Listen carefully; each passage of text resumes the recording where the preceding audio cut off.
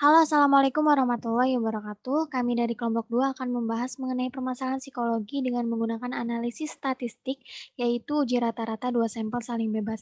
Sebelumnya, kami akan memperkenalkan diri terlebih dahulu. Perkenalkan, nama saya Santi Apriliani, ada teman saya Faradina Azalia Putri, dan Anissa Nur Oktaviani. Baik, yang pertama, uraian masalah. Peneliti ingin mengetahui prestasi belajar mata pelajaran matematika siswa SMP Sekolah Master Yayasan Bina Insan Mandiri Depok. Diambil sampel dari dua kelompok, yaitu siswa yang bekerja dan siswa yang tidak bekerja. Apakah terdapat perbedaan prestasi belajar mata pelajaran matematika pada siswa yang bekerja dan tidak bekerja? Diketahui taraf signifikansinya sebesar 5%. Selanjutnya, variabel penelitian. Variabel pertama, prestasi belajar matematika anak yang bekerja. Variabel kedua, prestasi belajar matematika anak yang tidak bekerja.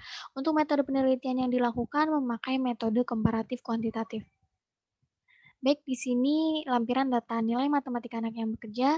Selanjutnya, data nilai matematika anak yang tidak bekerja.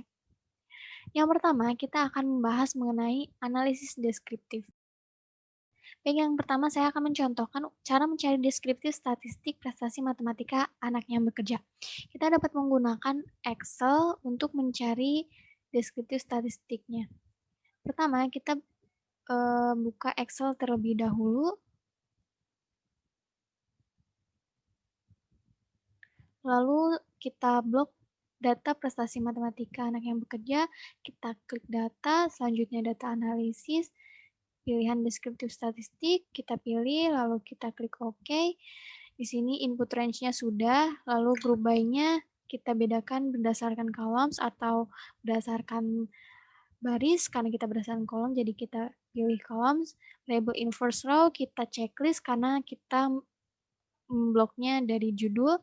Untuk output-nya terserah, saya akan output range-nya di bagian E dan F, lalu checklist summary statistik, dan checklist confidence level forming. Setelah selesai semuanya, klik OK. Berikut deskriptif statistik prestasi matematika anak yang bekerja. Untuk mencari deskriptif statistik prestasi matematika anak yang tidak bekerja dapat dicari seperti yang saya contohkan tadi. Ini adalah interpretasi deskriptif statistik untuk siswa yang bekerja dan siswa yang tidak bekerja. Analisis deskriptif selanjutnya yaitu dengan menggunakan histogram dan juga box plot. Yang pertama adalah histogram prestasi matematika anak yang bekerja. Cara membuat histogramnya yaitu masuk ke social science statistik, kemudian memilih easy histogram maker, kemudian masukkan data yang diinginkan. Setelah itu klik generate dan akan muncul histogramnya. Seperti ini, hasil dari histogramnya dengan keterangan bahwa sumbu X adalah nilai prestasi matematika anak yang bekerja dan sumbu Y adalah frekuensi prestasi matematika anak yang bekerja. Interpretasinya yaitu nilai prestasi matematika anak yang bekerja paling sering muncul di kisaran 63-66. Datanya tidak memiliki outlier dan tidak bimodus. Kemudian juga datanya cenderung simetris yang artinya data berdistribusi normal. Selanjutnya yaitu histogram prestasi matematika anak yang tidak bekerja. Cara membuat histogramnya sama seperti tadi dengan keterangan sebagai berikut dan interpretasi bahwa nilai prestasi matematika anak yang tidak bekerja paling sering muncul di kisaran 68-72, kemudian tidak memiliki outlier dan tidak bimodus. Data juga cenderung simetris yang artinya berdistribusi normal. Selanjutnya yaitu box plot prestasi matematika anak yang bekerja. Cara membuatnya yaitu dengan masuk ke web Langtest, kemudian pilih Basic Statistik Calculator. Masukkan data seperti tadi. Kemudian akan langsung muncul box plot-nya. Interpretasi dari box plot ini yaitu prestasi matematika anak yang bekerja tidak memiliki outlier, kemudian cenderung simetris yang artinya berdistribusi normal, dan memiliki simpangan baku sebesar 4,93 yang artinya data tersebut lebih heterogen dibandingkan prestasi matematika anak yang tidak bekerja. Selanjutnya yaitu box plot prestasi matematika anak yang tidak bekerja. Cara membuatnya sama seperti tadi dengan memanfaatkan web Langtest, kemudian interpretasinya didapatkan bahwa data tersebut tidak memiliki outlier, cenderung simetris yang artinya berdistribusi normal, kemudian memiliki simpangan baku sebesar 4,63 yang artinya data ini lebih homogen dibandingkan data prestasi matematika anak yang bekerja. Selanjutnya yaitu tahapan analisis. Sebelum menentukan uji apa yang akan digunakan, harus menguji terlebih dahulu normalitas dan juga homogenitasnya. normalitas prosedurnya seperti ini, yaitu dengan masuk ke social science statistik, kemudian pilih kalkulator, kemudian pilih Kolmogorov-Smirnov test of normality. Masukkan datanya seperti tadi, klik calculate. Kemudian akan ada keterangan normally distributed, yang artinya data tersebut memiliki distribusi yang normal. Ini adalah contoh kedua data yang artinya dua-dua datanya sama-sama berdistribusi normal. Selanjutnya itu uji homogenitas. Seperti ini caranya, akan saya contohkan.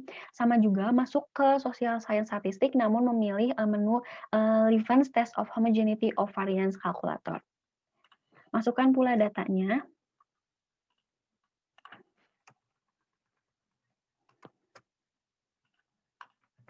Kemudian calculate. Akan ada keterangan homogeneity is met, yang artinya kedua data tersebut memiliki varians yang sama. Setelah melakukan uji normalitas dan uji homogenitas, kita tahu bahwa data yang kita miliki ini berdistribusi normal dan memiliki varians yang sama. Jadi kita akan menggunakan pengujian hipotesis, uji parametrik di tes untuk dua variabel yang saling bebas. Pertama, kita tuliskan hipotesisnya, H0-nya yaitu mu1 sama dengan mu2, atau terdapat perbedaan antara prestasi belajar matematika pada murid yang bekerja dengan murid yang tidak bekerja. Dan H1-nya yaitu mu1 tidak sama dengan mu2, atau tidak terdapat perbedaan antara prestasi belajar matematika pada murid yang bekerja dengan murid yang tidak bekerja. 2. Taraf signifikansinya yaitu alfanya sama dengan 0,05 atau 5%. Selanjutnya adalah 3. Statistik uji atau T hitungnya, dan 4. Kriteria ujinya. Untuk melakukan kriteria uji ini, kita membutuhkan statistik uji atau T hitung dan p-value-nya. Cara mencarinya bisa dengan Excel atau Social Science Statistik. Pertama, akan menggunakan Excel, yaitu dengan masuk ke menu data, klik data analysis di pojok kanan atas, pilih t-test to sample assuming equal variances, karena tadi varians datanya sama. Blok data yang akan menjadi variabel pertama, kemudian variabel kedua juga diblok seperti tadi.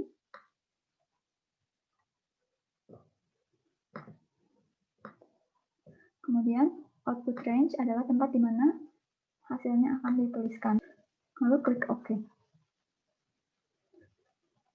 Sini akan muncul hasilnya. Kita akan mengambil data t-stat atau t-hitungnya, dan juga p-value to tail. Kemudian dengan menggunakan social science statistik adalah sebagai berikut. Masuk ke website social science statistik, pergi ke kalkulator,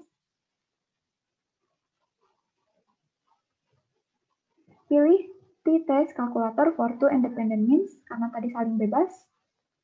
Kemudian masuk ke teknik to the calculator, kopikan datanya untuk treatment atau variabel 1 dan treatment 2 atau variabel 2, pilih significance levelnya yaitu 0,05, kemudian pilih hipotesis yang to tail.